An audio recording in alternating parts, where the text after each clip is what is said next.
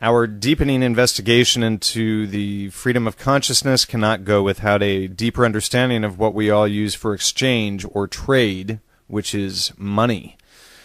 Exactly how we define the word money defines our very society and affects nearly every facet of our lives. It also tells us exactly what we can expect from our political representatives. All we need to do is to understand the language of money.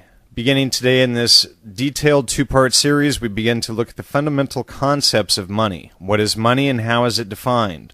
What is the history of money? How does it tie to religion, government, and private business? What is the difference between credit and money? What is fiat money? Is there a difference between private versus nationalized banks and how they operate? And why is any of this important to you? And how could it possibly affect your life? A few months ago, I interviewed G. Edward Griffin, and after the show, a listener sent me an email regarding tonight's guest, and even sent me a copy of his book to make sure that I read it and had him on the show, because there is really more to the story that we need to understand. Stephen Zarlenga is the founder of the American Monetary Institute, which is the leading American monetary think tank for monetary history, theory, and reform. And Stephen is probably one of the best economic historians in the country, if not the best, and in fact, if not the world. And he's also an author, and Stephen provides us the clearest picture of how money and monetary systems work in his 2002 tome, The Lost Science of Money. And he is also the author of the American Monetary Act, submitted to Congress this last March by Dennis Kucinich. And I never thought a book on economics could be so intriguing, but Stephen's book actually held my interest throughout its nearly 700 pages. And if you want to have the deepest understanding possible about the New World Order and how it works and what you can do to stop it, read Zarlenga's book. I cannot emphasize that enough, and please distribute this talk and part 2 when it comes out next month as well. Make sure that you are looking for that and send that out.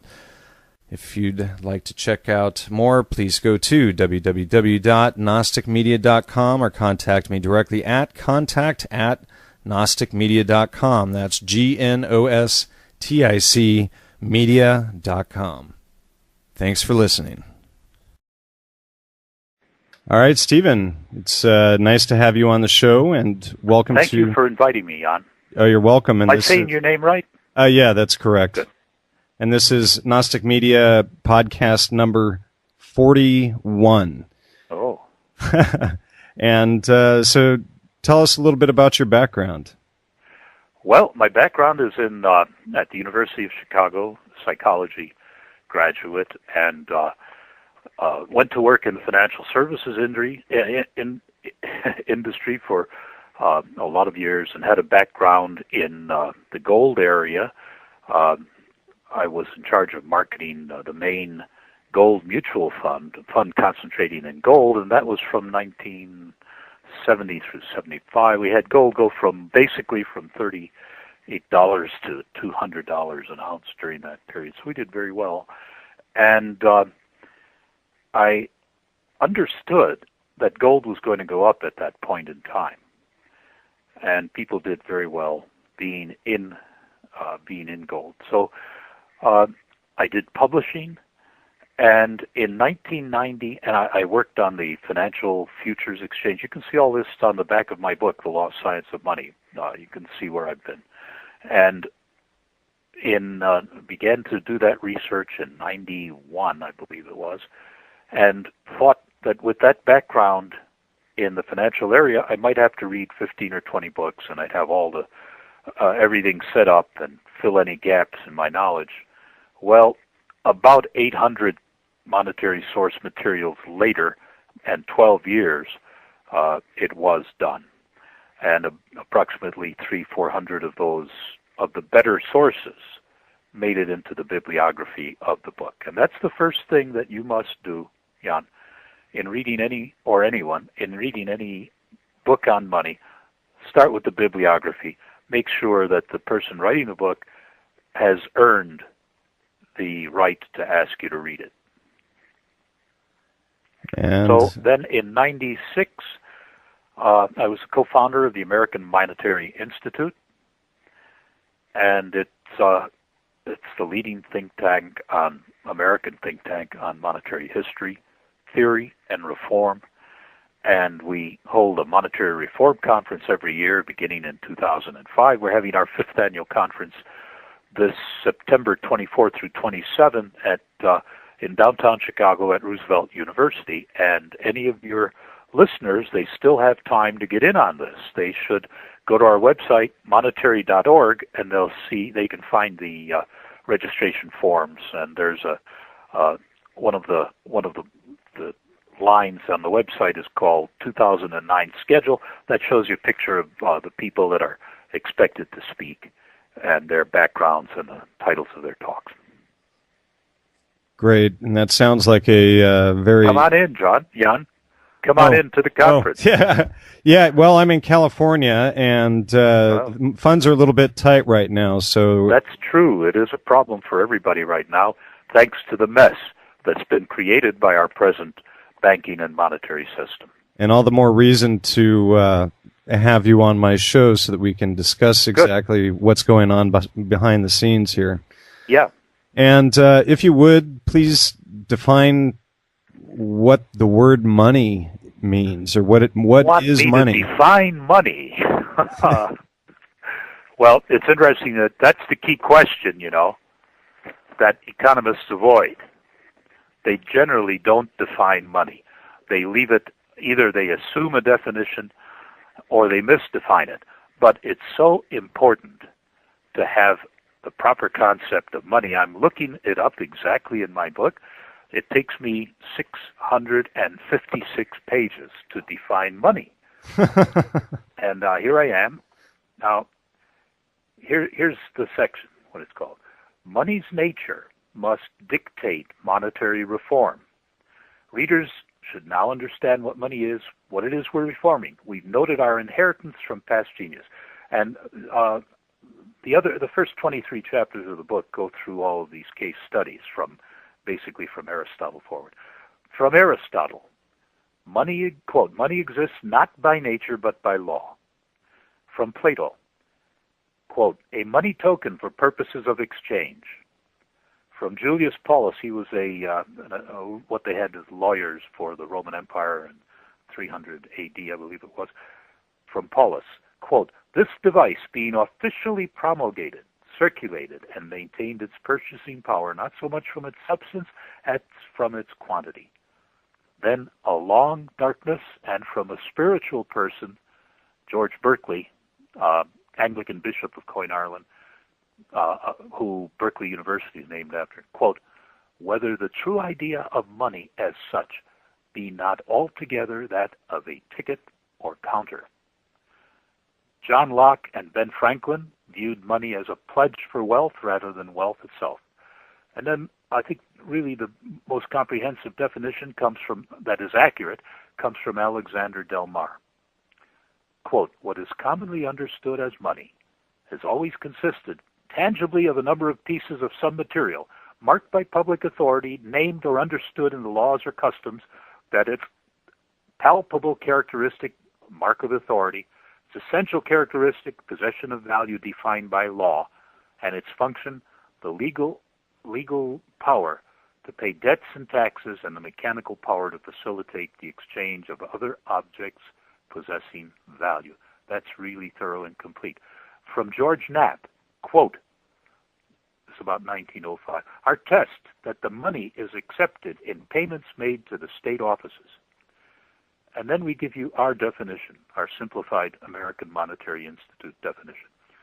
We accept these concepts and add money's essence, apart from whatever is used to signify it, is an abstract social power embodied in law as an unconditional means of payment.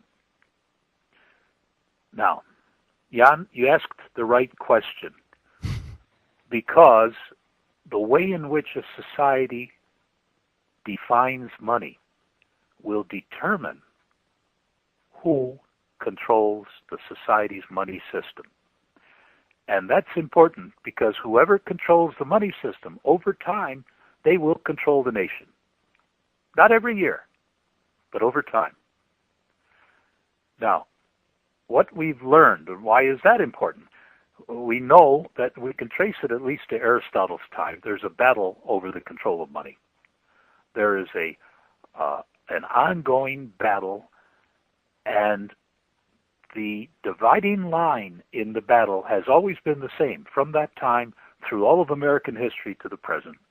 The dividing line is, will the money power be privately controlled, and then it'll benefit the few, or will it be publicly controlled to benefit the many? That's the dividing line. I'll keep going. Please. Now, in this battle, and it's a battle of life and death. It is. Finally, and people don't understand this. In this battle, the way you define money determines who's in charge. For example, if you define money as wealth, then the wealthy will control not only their property, they will control the money system, which can be used to accumulate and concentrate much more property. So Aristotle's definition does not define money as wealth. Money exists not by nature, but by law. Money is an abstract legal power. Okay? Now, so if you define money as wealth, you lose. The wealthy gain power to control the money system, and that means the society. We used to define money as wealth, gold and silver. That's over now. With the founding of the Federal Reserve, especially some British, I would say, propagandists came in and began the switch to what money is. It's really credit. Okay. Right. But if you define money as credit, then the people who deal in credits, the lenders, they're going to control your money system. And today that is the way all countries of the world define money. They define it as credit. And therefore the bankers, who are the main dealers in that, they're in control of the money system. Properly, now what your listeners, all 2 million of them, as you told me, they have to understand that money and credit are two very different things. That's why we have different names for them. If you properly define money, and this is what my whole book does, the examples are fascinating, but this is one of the great accomplishments of this book. It hasn't been done before. If you properly define money with the Aristotelian concept of money, money exists not by nature, but by law, as an abstract social power. Then it's possible to place it, not guaranteed, but it becomes possible to place it under our system, our constitutional system of checks and balances. Obviously, there needs to be governmental power over this, and in fact, it is in our Constitution that our government has the power to control money. Unfortunately, they've delegated it. It's been usurped. It's been privatized. And that's at the bottom of virtually all our problems except the deeper spiritual problems that we have. I have spoken. So, Stephen, why would you say that most economists are wrong in their definition of money? Well, the economists are primarily defining money as credit. They don't examine it. They really don't examine it. Alexander Del Mar told us why. He did this about 100 years ago. He said, as a rule, economists don't take the trouble to study the history of money. It's much easier to imagine it and deduce the principles of this imaginary knowledge, unquote. In other words, they're working on theory. They're working on theory, and they're ignoring the facts. They're not using an empirical method, which is so necessary to do. It's all theoretical, and as they pushed more and more into theory, they've ended up now at mathematics, because that's where you get to pure theory, is in math, and it just does not work. The theories are not based. There's no real support for them, and I'm including even their most basic theory, like the law of supply and demand. It's just. I gave a talk, Jan, to a group of philosophers at Radford University in '04, and I suggested to them that as philosophers, as the guardians of knowledge, it was well within their jurisdiction, or that they had standing to to declare that economics is not a science, pending improvement in definitions and methodology, that they should decertify economics as a science. And I still maintain that even more so. So what you get in universities, first of all, you have to understand what happens with economists. Why are they mistrained? They're mistrained because it begins in the universities, number one, and then they stay mistrained because of the paychecks that they're getting from the financial establishment. And everybody needs that to survive. The whole society is on a survival mode. And then it's so a trap. I can understand how it happens that affects their minds. They're not necessarily saying, this is not true, but I'm going to do it anyway because it's evil. This is evil. I'm going to do it anyway because I need the money for me and my family. They're not saying that. They're just letting their minds be misused and abused. They're letting themselves be, and I'm going to censor this for you. They're letting themselves be mind bleeped. Well, this is an internet show, so do feel free to speak freely. Well, that's free enough. I'm not. And I like some economists. We have them at our conference. We have some good ones at our conference. There are good economists. As in every profession, there's a lot of bad and some good. And the thing is, you have to sort them out. You cannot just take the degree as meaning anything, because it is meaningless in terms of understanding and figuring out what to do. What I've written in Chapter 24, the book goes like this. It's the Lost Science of Money book, Chapter 1 through 23, case histories of money. And it's focusing on money almost entirely, and some spiritual stuff also. I was to interrupt you real quick. I was very impressed how you wove religious history and anthropology and all of these different things together to make your case, and I applaud you for. Thank you, Jan. Thank you so much. And it's wonderful. An author, when he has a reader who really understands what he wrote, it's just such a good feeling. Well, you're welcome, and as an author myself, I know what you mean, and that's why I always try to take the time to read the books of each guest before they're on. Sometimes it becomes very difficult time-wise, but I think it's a necessity. Thank you. Now, Chapter 24 then it says, okay, those first 23 chapters, that tells us what we should know about money. What does that mean we should do today to fix the problem? And Chapter 24 then applies it to the present, and it comes up with one program that has 3 elements in it, all of which have to be done for it to work. And the program is, well, I'll get to that in a moment. The three elements are, first, to put the Federal Reserve System into the U.S. Treasury, make it a part of the government so that it is within our system of checks and balances. Whatever the problems with our system of checks and balances, it's the best we have, and we can improve it. You need to put it under this constitutional system. You put the Federal Reserve, which people think is part of the government. It's not, but okay, let's make it part of the government. Put it into the Treasury, number one. Number two, you stop the banks from creating our money supply. People think our money is created by the government. It's not. It's created when the banks make loans. They're loaning money that they're creating out of thin air. Yeah, isn't the only money coming from the federal government are coins?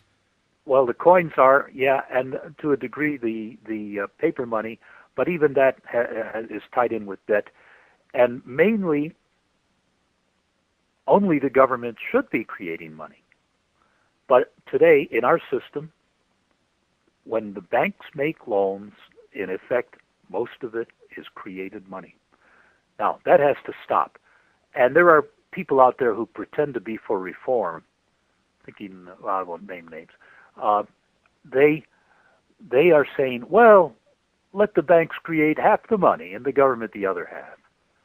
And what we know from history, Jan, is that that doesn't work. The Bank of England did that, and when they nationalized the Bank of England in the 1940s, just after World War II. And you may remember from the book at the end of chapter 20, it was the Archbishop of Canterbury, right, who brought that about.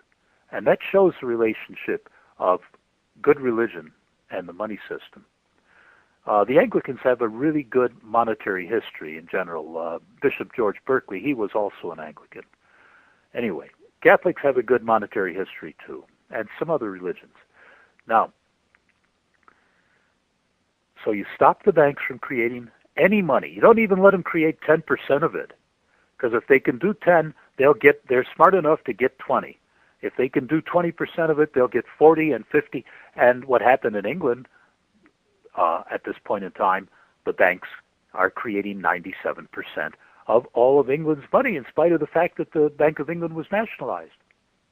So we know from experience that that doesn't work. And so in our American Monetary Act, I'll tell you how that got started.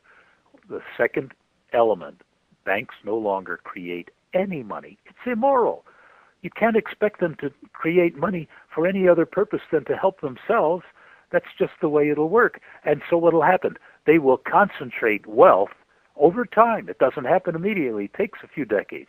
But they'll concentrate wealth to what can only be described as obscene levels that we have now.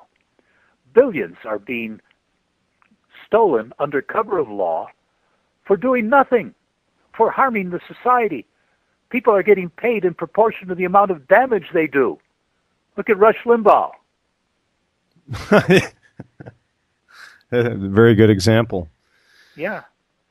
Well, so now, if you just did those two things, you would probably create trouble. You'd create a deflation. And most monetary reform in the past has been deflationary. And so again, we learn from history. This is not theory. This is, well, it turns out to be logical, but it's based on experience, on empirical stuff. And the third thing is the government starts to simply print and spend new money into circulation to pay for infrastructure. Now, infrastructure repair. It can either be printed on paper or it can be inserted on an account. But the key is it's not debt. It's money that's spent into circulation. You start with the $2.2 trillion that the engineers, American Society of Civil Engineers, tell us is needed for keeping the infrastructure safe or partly safe over the next 5 years. Everybody wants the infrastructure, Jan. They just say, yeah, we want it, but how do we afford it? How can we pay for it? The American Monetary Act can do that. And this is so important. You cannot build the hardware unless you've got intelligent, healthy people. So we include human infrastructure of healthcare and education under infrastructure. That's it. It's that simple. You've got to do all three. Doing any one or any two doesn't work. You must do all three. You must do them all together.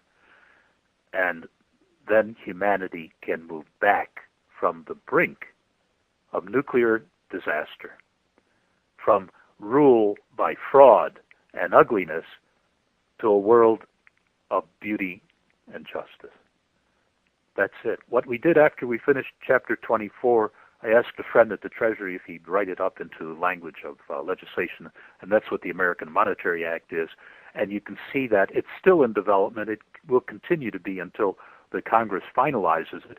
And it's at our website, which is at monetary.org. You can find that link from the website.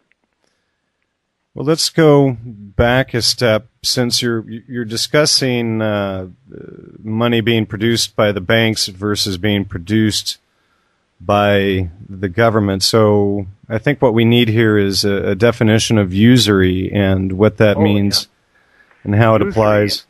Yeah, that's an important question and topic. Today, tell me how usury is defined. Oh, I guess it would be interest. Taking too much interest. Okay. That's a misdefinition that was palmed off onto us by Jeremy Bentham. He also happens to be the guy who promoted, what's it called? What's that name? UNICEF? I don't know. The term means don't worry about the morality of what we're doing. Oh. Utilitarian. No. Oh, yeah. Utilitarian. Yeah, there you go. Utilitarianism is what he promoted.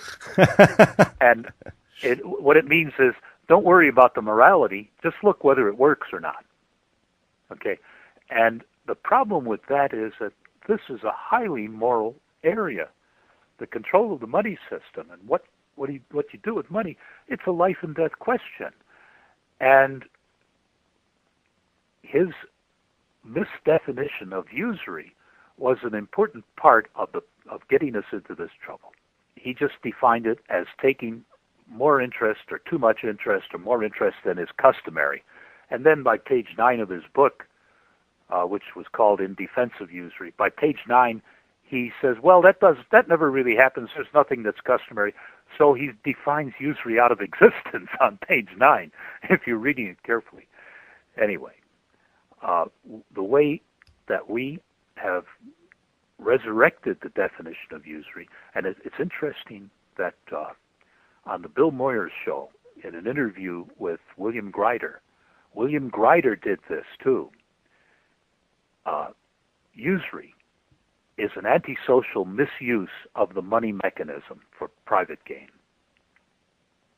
It's much more than just interest rates. The entire derivatives nonsense is all usury in the real sense. The theft that has been going on Wall Street and in the banks, it's theft. It's not economics. It's not really business dealing. It's kleptocracy. And this has become dominant in our system, and that will happen when you take morality out of economics. You see, aside from bad definitions and bad methodology, the economists have done something horrible, and they are proud of it. They tell us we've removed all what they call normative values from our science. By normative values, they mean morality. Now, if they were straight talking and said, we've removed morality from our science, people would say, what?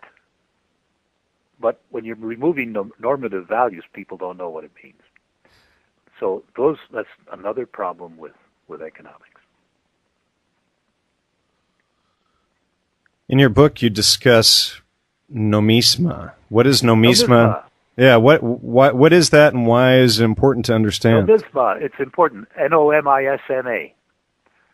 That was a term that's under Aristotle. That was the term for money in Greece when Aristotle was there, and that's the term he used, nomisma. And the interesting thing is the word for law or binding custom in Greek was nomos, N-O-M-O-S. So it's a demonstration of the closeness of the money system to the legal system. And remember, Aristotle's concept of money is what we call the science of money. Money exists not by nature, but by law, it's an abstract legal power embedded in law. We consider some of the money that America issued as nomisma. The name of my book, The Lost Science of Money, comes about because the science is discovered, and then a society will develop using that concept of money, and then it gets corrupted and it degenerates and falls into corruption, and the society falls around it, and later another society will rediscover the science of money. And so I call the book The Lost Science of Money. It's been discovered and lost and rediscovered several times. Greece, Rome, a couple of cases in the Middle Ages, and most importantly in America in 1694. Anyway. Go ahead.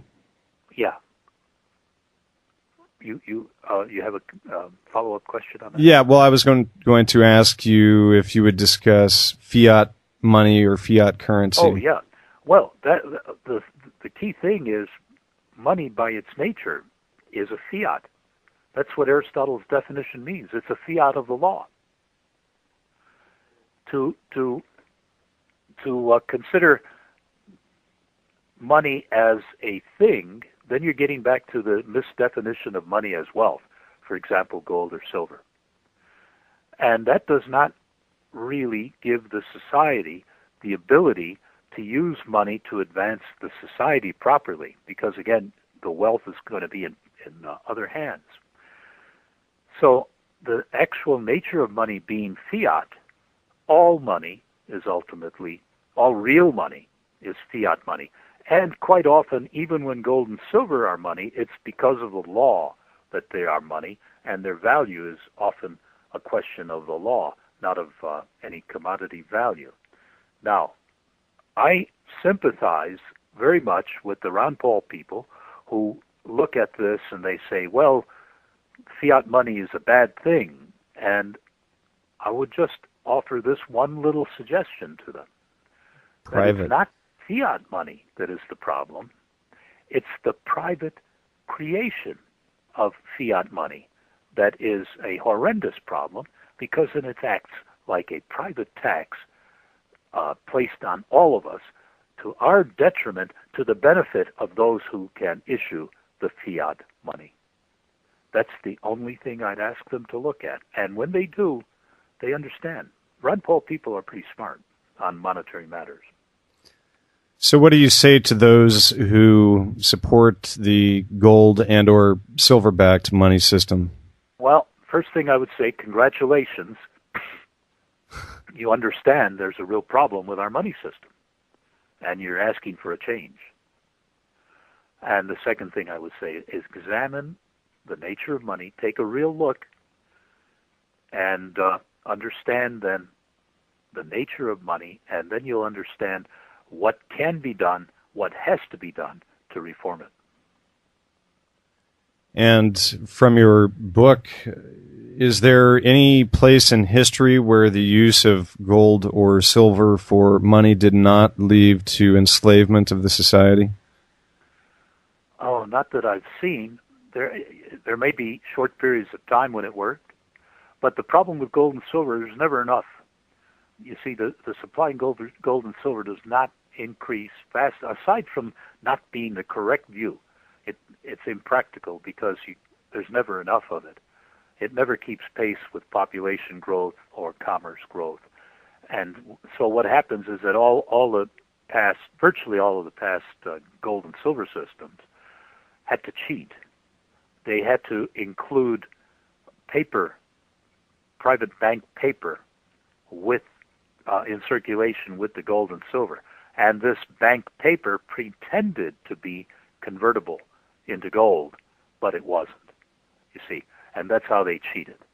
And the systems could function for a few decades until a crisis occurred, and then in a crisis, people take their paper promises and they want the metal, and it's not there. Modern day bank run. Yeah. modern day, and that's true for gold or silver. The silver's been done with games, unfortunately, that have been played on people. You've heard of some of them pretending to back some private paper stuff with silver. It's not there. They're going to find it's not there when it's all fully audited. Is inflationary money really an issue as people make it out to be, or what's the real issue with inflation? Inflation can definitely be a problem. Understand that it's mostly been a problem when money is privately controlled by the banks, because they do it with this fractional reserve system where they issue money without having the reserves for it. They're in effect creating it out of thin air, and it doesn't have to be a problem if the money is created by government and goes into real things. See, much depends on where the money goes. If money is created and it goes into production of goods and services, well, the reason inflation is not such a horrendous problem is that you end up with goods and services available, and that will hold prices down. On the other hand, what the banking establishment has traditionally done is put money into junk because it's easy. And the bigger the junk, the fewer people have to examine it and make a decision for multi-million-dollar loans. They've concentrated on bubbles, whether it's been New York Stock Exchange bubbles, Wall Street bubbles.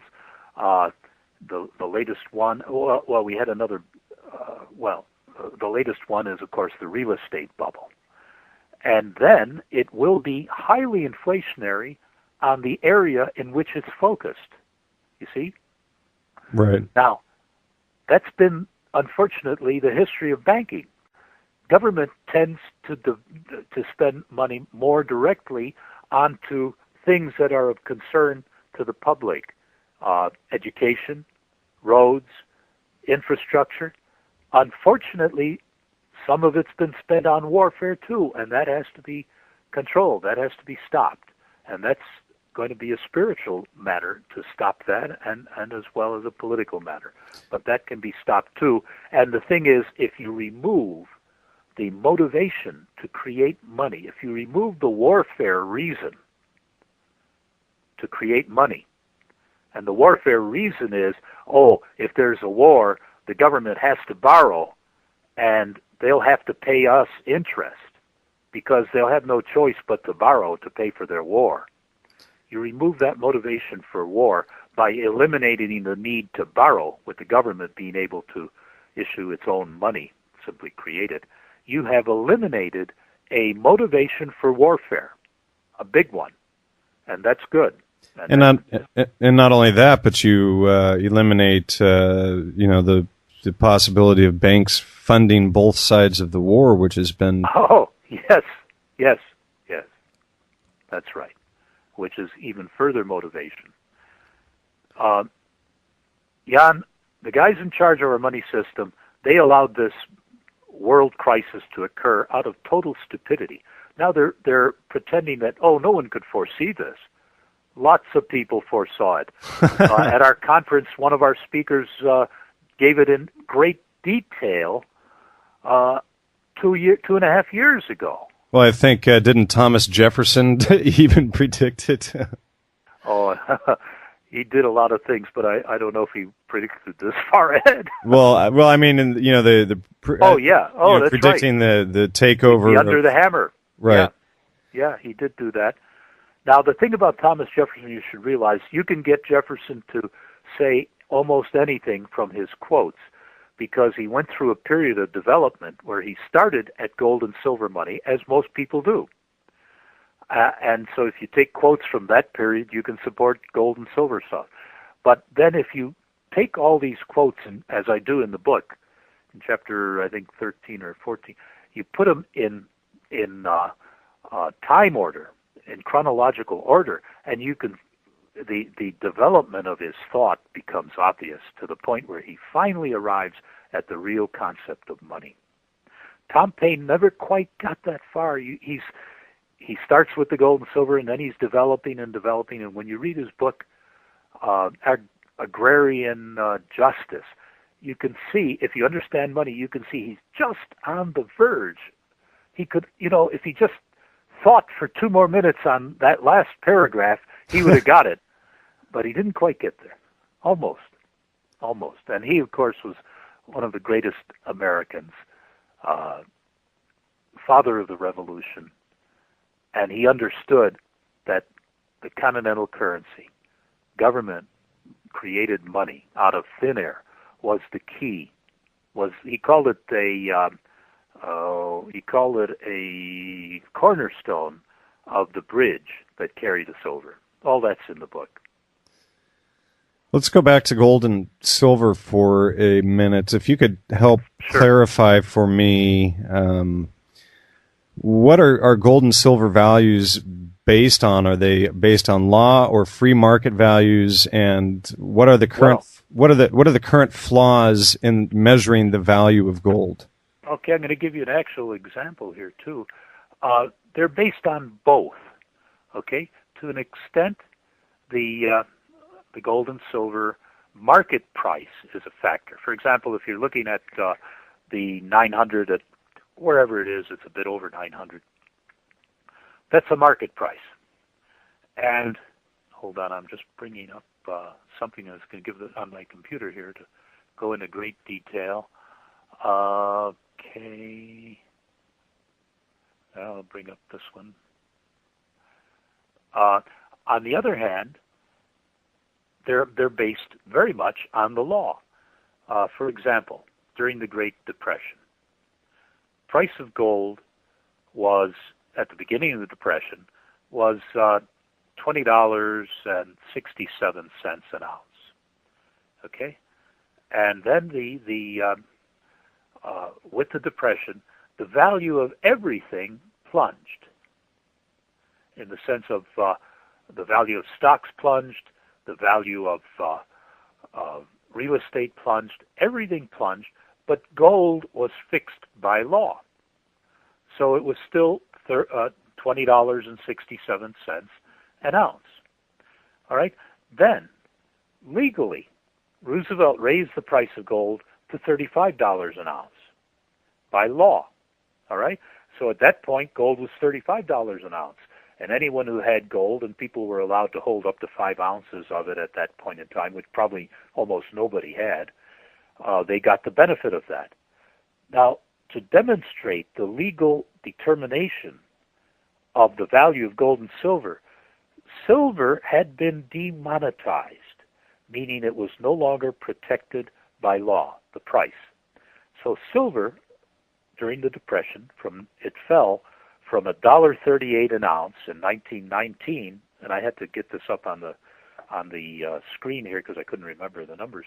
It fell from $1.38 an ounce in 1919 down to 44 cents an ounce in 1932. It was unprotected by law. It plunged. Gold was protected by law at 20 and then raised to 35.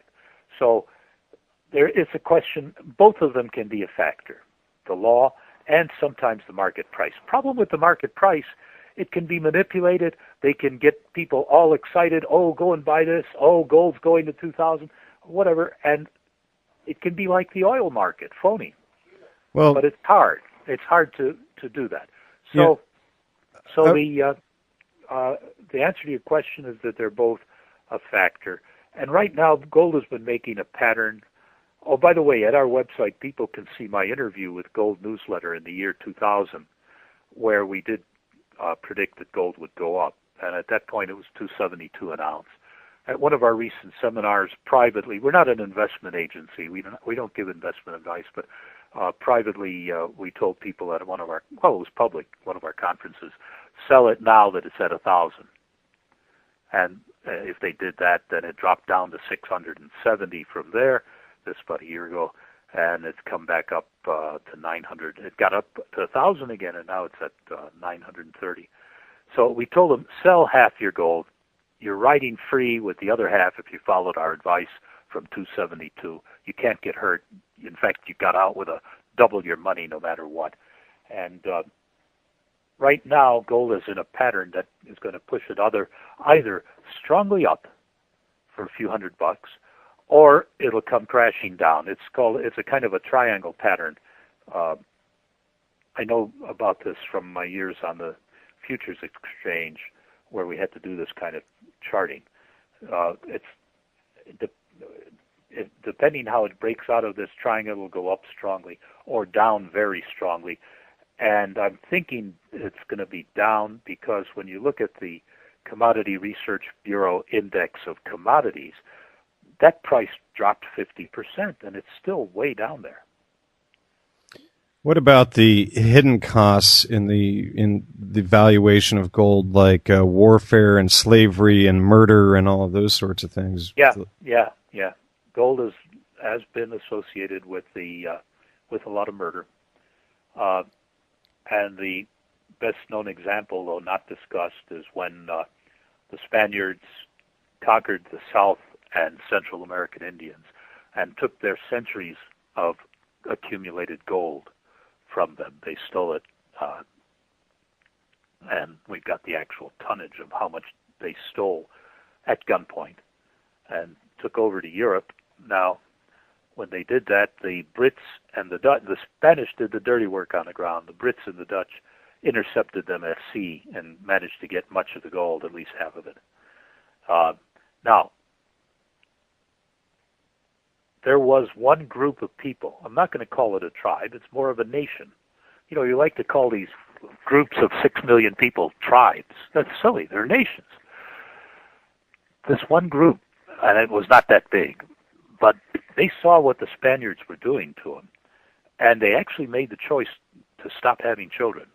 They tried to starve them out, and that didn't work. They tried to starve the Spaniards, and it didn't work because they managed to get whatever they were growing anyway. So they finally decided we're not going to subject children to this kind of treatment. And that's a horrible thing. Even in America, in the 1849 and so on, they wiped out an Indian, let's call it a small nation or a large tribe, that was in that area. They disappeared. They were killed, murdered. Gold has always been associated with this kind of bloody activity, and it's beneath mankind. It's beneath the human species. We're better than that if we are going to have a future. If we're going to do that kind of thing, I regard it as a sort of a test of humanity, whether we're really supposed to be the ones in charge of this planet or not. We've come close to wiping out everything. In 1962, McNamara told us the only thing that saved us from an all-out nuclear exchange with Russia was blind luck. He did that he mentioned that, he said that, I saw him saying it in a documentary on the war called The Fog of War. People don't know that it happened again. I think in 83, or it might have been 87, I can't remember the year. A Russian colonel disobeyed his orders to launch against us. He said, no, it can't be. And he refused. They thought that we had launched against them. And he was ordered launch. And he didn't do it. Saved the world. What they do with him, they send him to Siberia, naturally. And then an American foundation came to the rescue and gave him $1,500. Well, that's what you get for saving the world, Jan. $1,500. Yeah. And a trip to Siberia. And a trip to Siberia.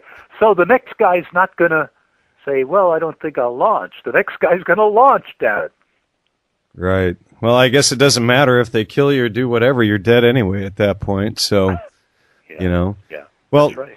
Let me ask you, let's go into some of these older economists. Who was Adam Smith and why was he wrong? And let me ask you, why is his work, if it's wrong, why is it paraded around by economists today as being correct? Well, that's a good question. I wish I knew the full answer for sure.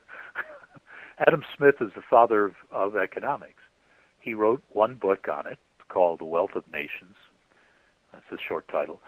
and it puts forward much of economics as practiced today. Still, I mean, they've advanced in some ways, and they correct parts of it.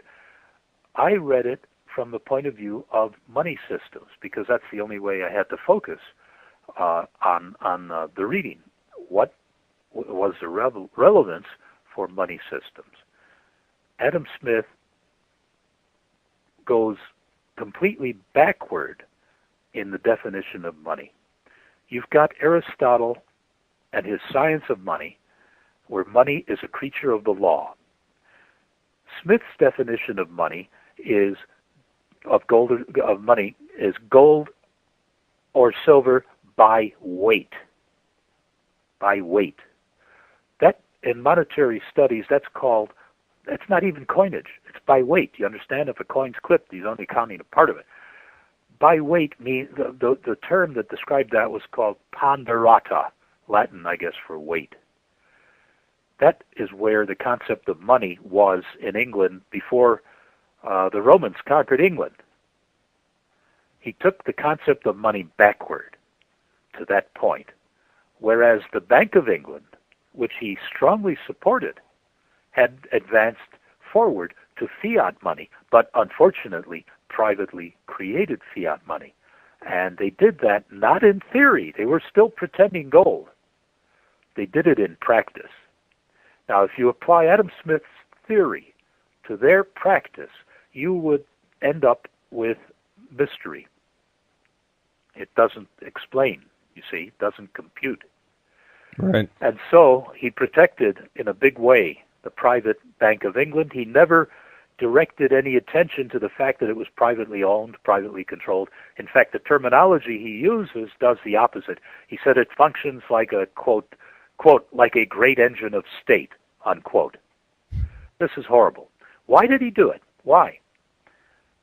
Well, and by the way, this is focused on in chapter 12 of my book, where we analyze Adam Smith in real detail. We don't know why he did it. We're not mind readers. What we do know is that his patron, the Duke of Buccleuch, Beuccleugh, who was the largest landowner in Scotland, that family had just recently intermarried with the House of Montague, which was the power behind the Bank of England. So that may have been the reason. The other reason, his book's published in 1776, and, well, that's a year after we used our money system, our power to create money, the Continentals, to be successful in our fight against Great Britain, or to carry the fight on. Eventually, it enabled us to beat the strongest power on the planet at the time. And what did we get out of it? We got America out of it. Another example, when the continental currency gave us the nation, the greenbacks let us keep it as one nation. So America's been a country of fiat paper money, of real money, from the beginning. Without it, there is no America. If the ideas of Adam Smith had been followed, and he is the arch enemy of government-issued money, if his ideas, or the ideas of what is today called the Austrian School of Economics, a bunch of monetary butchers, actually. Not that I have anything against butchers. Butchers are fine people. But they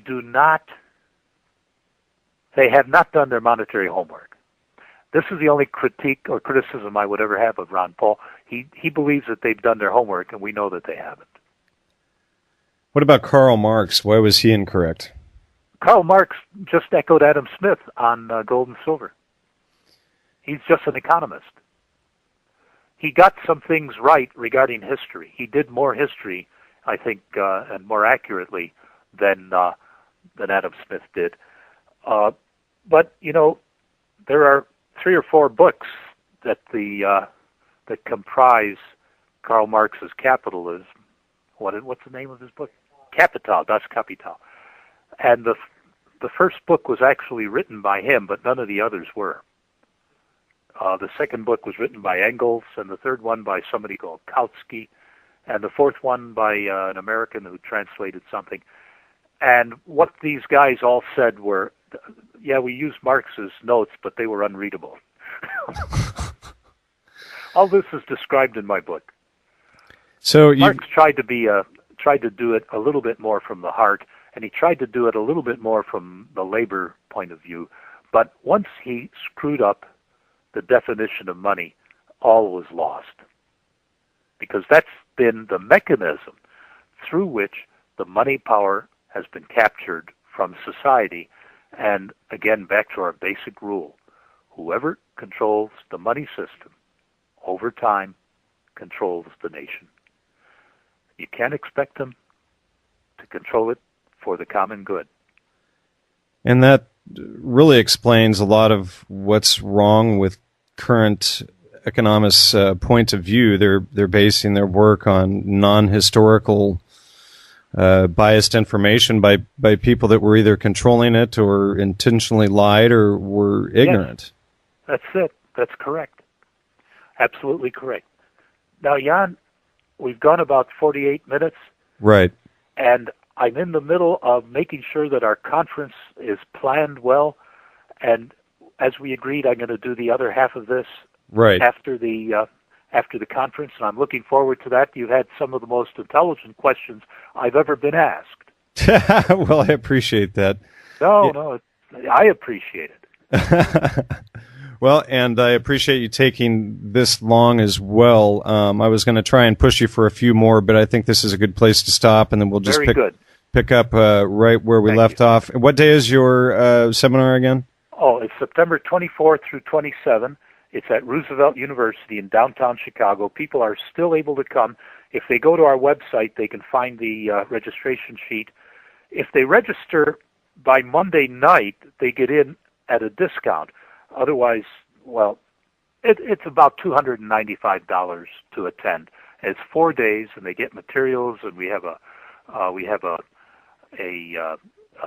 gala dinner. They get served breakfast every day and coffee breaks and things like that, and then we have a beach barbecue after it's all over.